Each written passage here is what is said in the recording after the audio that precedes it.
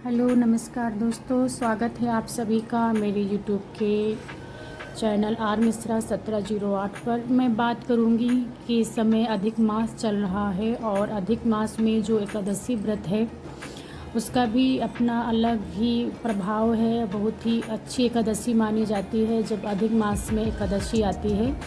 अधिक मास जिसको मल मास भी कहा जाता है और इसमें दो एकादशी आएंगी। एक आती है शुक्ल पक्ष की और एक आती है कृष्ण पक्ष की। पूरे एक महीने का ये मल मास या अधिक मास होता है। और दूसरी आती है कृष्ण पक्ष की एकादशी। ये महीने में दो एकादशी आती है। एक होती है पद्मनी एकादशी जिसे अधिक मास की शुक्ल पक्ष की एकादशी कहा जाता है। दूसरी आती है अधिक मास की कृष्ण पक्ष की एकादशी जिसे परमा एकादशी कहा जाता है। जैसा कि अभी आने वाली 26 मई को है ये अधिक मास की शुक्ल पक्ष की एकादशी जिसे पद्मिनी एकादशी के नाम से जाना जाता है। दूसरी एकादशी का व्रत है वो कृष्ण पक्ष में आएगी, उस एकादशी का नाम परमा एकादशी है। जैसे कि मैं बात कर रही हूँ कि एकादशी व्रत कथा कि ये जो अधिक मास की एकादशी है इसका अलग ही फल है, बहुत ही फलदायी है। और इस महीने में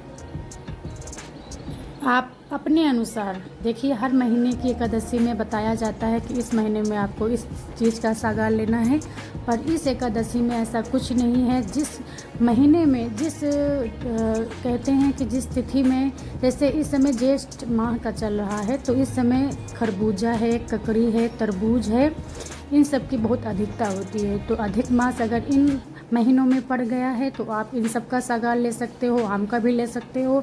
बाकी कभी कभी सावन के महीने में होता है तो ये सब थोड़ा कम मिलता है। तो कहते हैं कि महीने के हिसाब से आप इसमें सागार ले सकते हो। दूसरी बात मैं कहना चाहूँगी कि कृष्ण पक्ष की एकादशी जो परमा एकादशी है ये आखिरी एकादशी होती है अधिक मास की, और ये जो शुक्ल पक्ष की एकादशी होती है ये पद्मनी एकादशी है। इसमें कहा जाता है कि मैं इसकी कथा कहना चाहूँगी, विस्तार से नहीं, बस शॉर्ट में आपको बताती हूँ संक्षिप्त में। कंपल से सुमेधा नामक एक ब्राह्मण रहता था। उसकी स्त्री का नाम पवित्रता था। वह पतिव्रता थी, अतिथि सत्कार भी करती थी। आप भूखी रह जाती थी कारण कि सुमेधा ब्राह्मण दरिद्र था। एक दिन कौड़ मुनि ने उनके घर आए।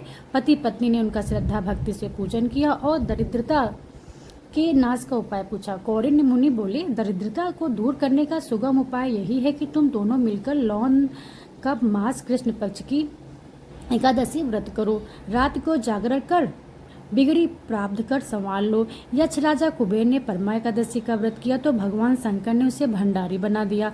5 रात्रि व्रत इसके उत्तम उपाय हैं, तत्काल फल देने वाला है। ऐसा कहकर मुनि चले गए। ब्राह्मण ब्राह्मणी ने परमा एकादशी का अमावस का व्रत किया। प्रातः समय पड़वा के दिन राजकुमार घोड़े पर चढ़कर आया। उनको उत्तम ग्रह करने के लिए दिया। ग्राम भी उनके नाम लगातार चला गया। इस परमा एकादशी का महात्म्य सुनने से इस लोक में अनंत सुख भोग कर अंत में इंद्रलोक को जाता है। लौंद मास की एकादशी अति श्रेष्ठ है। लौंद मास मतलब अधिक मास या मल मास, ये सब नामों से इनको कहा जाता है। अधिक मतलब होता है लौंद। और जैसे कि मैंने अभी बताया ही है कि इस महीने में जो चल रहा हो उसका आप सागार ले सकते हैं। तो आपको अधिक मास की 2 एकादशी व्रत करनी है। एक है कृष्ण पक्ष की परमा एकादशी, दूसरी है अधिक मास की शुक्ल पक्ष की एकादशी पद्मनी एकादशी। ये दोनों व्रत की अपना ही विधान है।